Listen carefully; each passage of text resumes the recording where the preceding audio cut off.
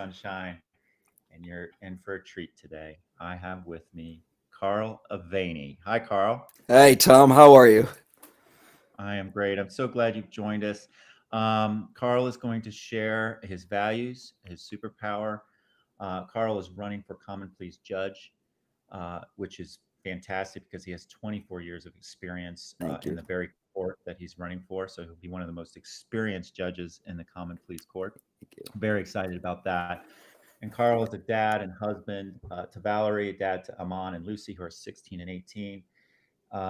And he got his law degree from Boston University. Hmm. Um, and he also served on the boards of Kaleidoscope and Rickenbacker Woods Foundation, which we'll hear a little bit more about. And I want to read a little quote off of Carl's Facebook page. And basically, I just love this. He said, "There is no greater calling than public service in support of a free and fair society, and no higher duty than bringing justice to the disenfranchised." So you couldn't Thank you. ask for much more than that from a public servant. And we chatted a little bit before we got started, and we talked about how public service is either about service or ego. And Carl, yours is all about service. So please do share with us a little bit about your values and superpower. I'm gonna pull your a little slide that we made up and let you speak to it, and I'm gonna get out of the way. Wonderful. Thank you. So, first of all, thank you for having me here. It's lovely to be here. We had to postpone for some technical difficulties, and I think that is, in fact, perfectly in keeping with the theme of my superpower, which is a joyous willingness to embrace the risk of failure.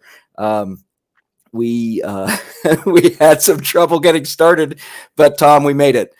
So yeah, I'm Carl Aveni. I'm an attorney here in town. I'm currently a candidate for judge. I have epically failed a couple of times in the course of my life, and each of those experiences has prepared me for great things that have happened to me in the years thereafter. And so I'm going to have to admit I cheated a little bit in coming up with my superpower. I knew my superpower long before I thought about the rubric in terms of the values that would lead me to that superpower. So my superpower is that willingness to joyously embrace the risk of failure. And I think the values are the things that point me in the right direction as I'm using that superpower. Um, I I do approach public service um, as an opportunity to do good in the community. I'd love to talk about that a little bit while we're going, but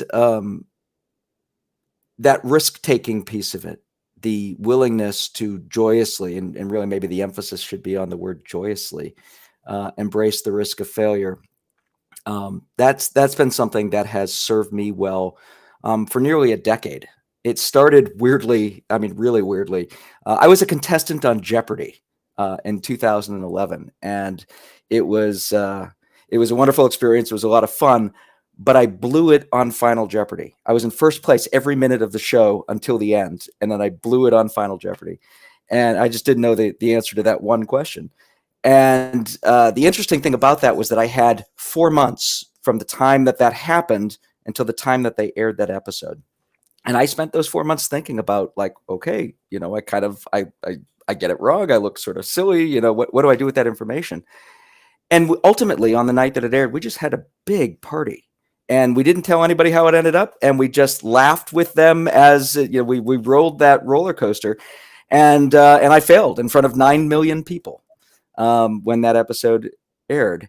And the next morning, the sun came up, and the world was still open to me. And what I discovered was that for the next couple of years, people, whenever they introduced me at a party or whatever whenever I got to know new people, that was what they wanted to talk about. And their emphasis wasn't on, hey, you blew it on Final Jeopardy.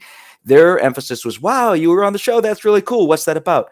And I gradually came to this realization that this was opening new opportunities for me that I'd never had before.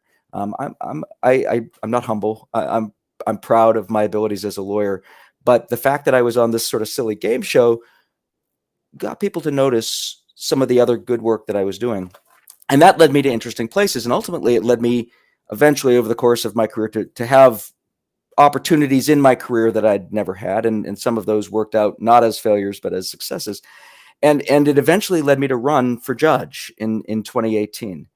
And I failed again. I lost that race by 931 individual votes out of 365,000 votes in a race that was too close to call for almost a month. And that was incredibly healthy for me. It was hard, obviously, but when I was running for judge, I was just one of many people running for public office that year. In that last month, when the recount was happening and everyone else was done with their election, a lot of folks paid attention to me in that moment and how I was handling what was a very stressful moment with a certain amount of intentional grace.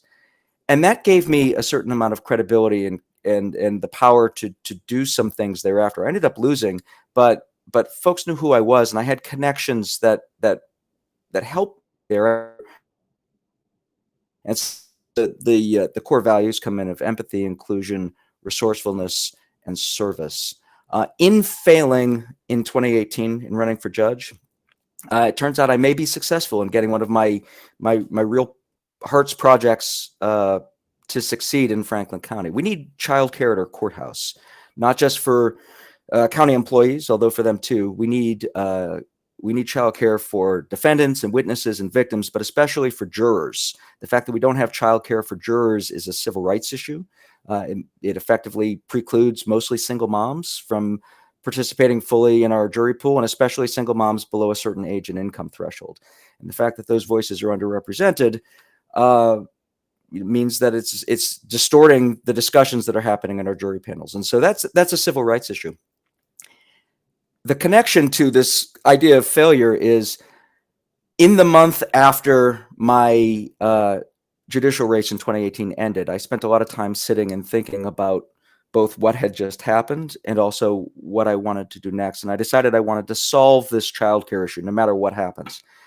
And so I ended up going to the guy that had just beaten me about a month after the election was over, a few weeks after he was sworn in. I went and took him to dinner and said, this is something I'd like to solve. We need childcare. Here's why. Here's how we can do it. And I'd like you to join me. And if you're the first one on board, then it's about good public policy, not about politics. Please join me. And he did. And then we went to each of the other judges and got all of them on board. And then we went to the county commissioners, whom I would not have known as closely had I not run and failed, frankly, in 2018, and got them interested as well. And the good news is that a year or two from now, we're going to have childcare at our courthouse. And you can draw a direct line between me being on a goofy game show back in 2011 and not knowing the answer to Final Jeopardy to my judicial race in 2018 to a year from now, maybe 2 years from now, we're going to have childcare at the courthouse. Now, hopefully I'm going to be a judge myself. I am on the ballot in next week, but whether I win or lose, there is that direct thread between Jeopardy on the one hand and Alex Trebek and having childcare for jurors at our courthouse. And that embraces those core values of empathy and resourcefulness and service, all in favor of a joyous willingness to embrace the risk of failure. Carl, that's fantastic. Thank you. Wow. Great story. Great resilience as well, and determination and belief in self. But just an incredible story. And what I love hearing is how the work is more important than the short term, whatever it is, that it's about the work. And I hear that you are absolutely dedicated to service, which is exemplified by the extracurricular work you're doing with getting childcare on the court, which is, I know how much energy it takes to get change like that, lasting change. What a difference it's going to make in people's lives. For fairness, which align with your values. Yeah. So great work. And just a couple quick things. So of course we're going to go well over our 7 because there's so much to share. But just a couple quick things. I know you mentioned that you serve on the board of the Rickenbacker Woods Foundation. Can you share? I do. About that?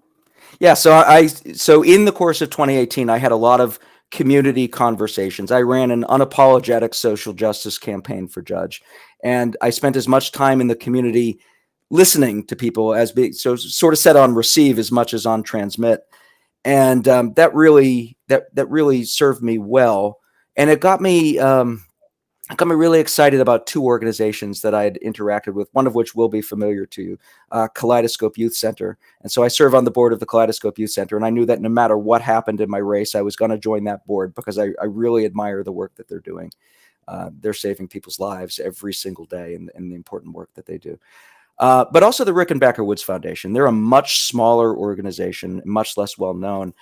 They're in the driving park community, which is an area of town that doesn't always receive its share of love and resources. And they have a tiny little community center there.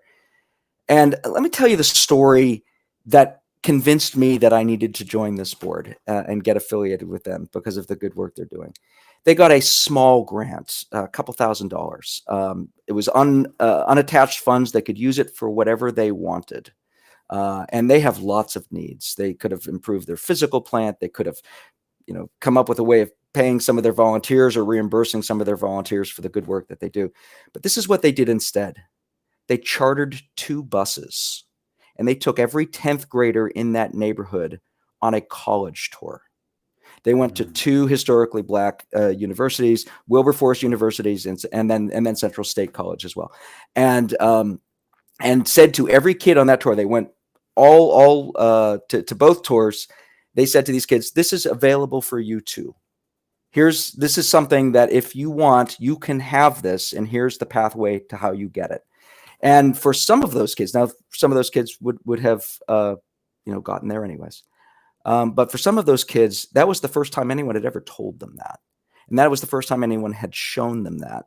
And that's transformative. I mean, that's changing people's lives. So I heard that story, and I knew that I wanted to get involved more with them. So the Rickenbacker Woods Foundation, they have this wonderful, right on Livingston Avenue, they have this wonderful little community center. They do nutritional classes. They teach financial literacy for teenagers. They teach financial literacy for adults. They're having a tough time a little bit during the pandemic, of course, because so much of what they do is in person. But they are every day in an unsung way serving the community of Driving Park, providing resources, providing they've got a community garden there. They've had food drives where folks can just come up and get free food, no questions asked. Here you go. Here's a meal, and they do it. Frankly, folks should know more about them. So I'm really proud to be affiliated with them, and thank you for asking. That's fantastic. Both organizations are fantastic. Yes. Last thing. I know you're out there with early voting and you're working hard. Tell me how it feels in this moment right now. So people are coming to the ballot box this year with something to say, for sure. The first people in line for early vote on the first day of early vote got there at 4:30 in the morning for an 8 o'clock start time. And that was because they wanted for themselves to be able to say that they cast the first vote for change in Franklin County in 2020. And, that sort of enthusiasm inspires me enormously. I hope they voted for me, but whether they did or didn't, I know that they had things on their mind. It's been really inspirational to be out there with voters who are resolved this year to have their voices heard. Got you, Carl. Thank you so much for sharing your time with us today. And I know you're busy for another week or so, for sure. Yeah. I tell you, I wish you the best of luck. I think you're going to win. Thank you. About it, you're going to win. And thank you for all of your service. Gosh, really good stuff. Really appreciate. I could talk to you for an hour because I have like a list of all these questions. Wonderful. Talking to you, but thank you again. Good luck. We're rooting for you. I appreciate that. And just remember, even when it's really damn cloudy out, the sun is always shining. All right. Thank you. Yes. All right. Take care, Carl. Pleasure, Tom. Thank you. Bye, everyone.